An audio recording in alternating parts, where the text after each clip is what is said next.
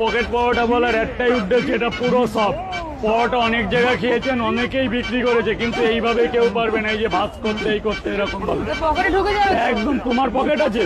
আমার পকেট নেই। সেখানেই ঢুকে যাবে।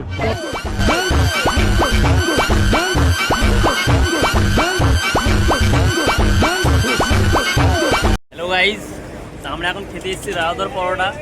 দেখতে পাচ্ছ কতটা লম্বা ভিড়।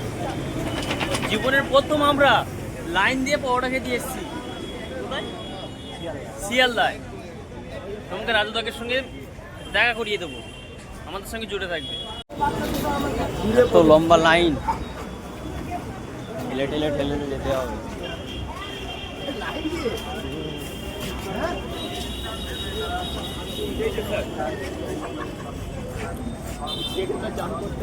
দাদা গেটটা জাম করো না দাদা, ভিডিওটা এখন বন্ধ আছে। অন্য জায়গা, অন্য জায়গা, অন্য জায়গা দাঁড়িয়ে দেখে ফটো ফটোর জন্য বললে হবে না, বললে দেখ দেখ দেখ কি করছে দেখ। তিনটে দাও,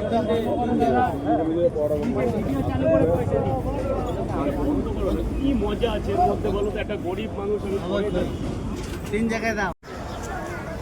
তো শেষ বেশ রাউদার পরোটা খেয়ে আমরা আসলাম।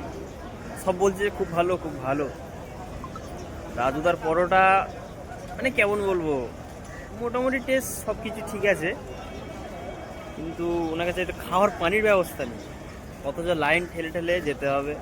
এখন ভিডিও করতে ভালোভাবে দিচ্ছে না, বলছে যে আমাকে পার্টি অফিস দিয়ে বারণ করেছে, আর ভিডিও ছাড়লে মানে ওয়ার্নিং দিয়ে গেছে আর কি।